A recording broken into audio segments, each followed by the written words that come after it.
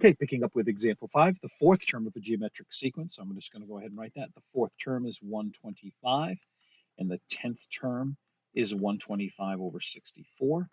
Find the 14th term. So there are a few different approaches. If you were to watch some of the YouTube videos, you'd find some possible approaches that will differ from what I'm going to do here. We're going to take that general form of the equation of a geometric sequence, which is, again, let me write it up here, an equals a1 times r to the n minus 1. We don't know what a1 is, and we don't know what r is. We want to find them. Thankfully, we are given a term number and an actual term. So we're going to go ahead and plug in 4 for n and get out 125. So I get an equation that looks like this. The fourth term is 125 equals the first term times r to the 4 minus 1. Using this value over here, I get a second equation. 125 64ths equals a1r to the 10 minus 1. Now, what's the benefit of this? We now have a system of equations with two variables here. So what we're going to do in this case, because we are multiplying them, what we're going to do is divide these equations. That is, I'm going to take this equation over here on the right and divide it by the one on the left. So I get 125 64ths divided by 125. And on the right-hand side, I'm going to divide by a1r cubed. What happens in that case here is the division. The a1s will cancel. We'll be able to subtract the powers because we have a like base, so I get r to the 6th. And when I take 125 over 64 and divide it by 125, multiplying by the reciprocal, the 125's cancel and I get 1/64. Then, to get rid of the 6th power, we take the 6th root.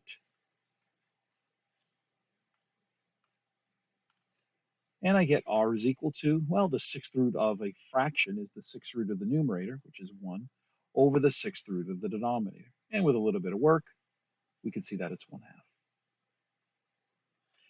So that's r. I now need a1, so I'm going to go back over here and I'm going to plug 1/2 in. So I get 125 equals a1 times 1/2 cubed. 1/2 times 1/2 times 1/2 is 1/8. And when I multiply, I get a1 is 1,000. Take these two values, and we have an equation of an equals 1,000 times 1/2 to the n minus 1. So the 14th term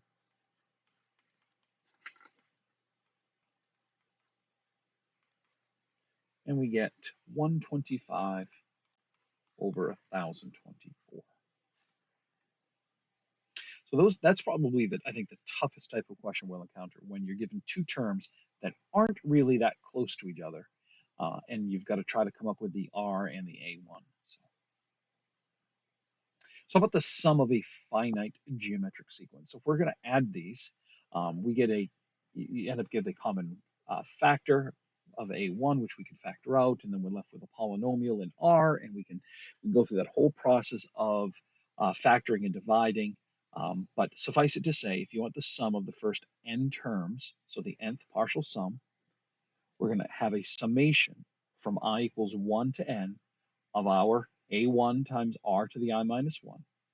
And it's going to be the first term times 1 minus r to the n over 1 minus r, where again, r is the common ratio and is how many terms that we are adding. So look, in this case, what we're doing is we're adding up the first 12 terms of this sequence. So the first thing we need is, what is our a1? What is our r? And we know our n is going to be 12.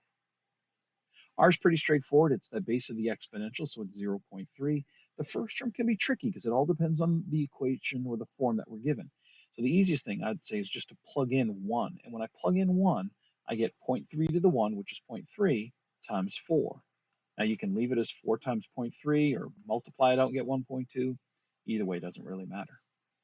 So now we go right up to our equation. Our sum of the first 12 terms is going to be the first term, which again I could have written 1.2, times 1 minus r to the n over 1 minus r. And when we go ahead and we multiply that out in a calculator, we get 1.714. Okay. Now, when we do this, the index must start with 1. So if the index does not begin with 1, then we must make an adjustment. So for example, in this case here, what we would do is we would pull off the 0th term out of this. And what that would leave us is the sum from n equals 1 to 12 of 4 times 0.3 to the n. And so that's what I have here. I pulled off the 0th term and was able to then use the equation to add up the other terms. All right, I'm going to pause here and then we'll get into geometric series in just a minute.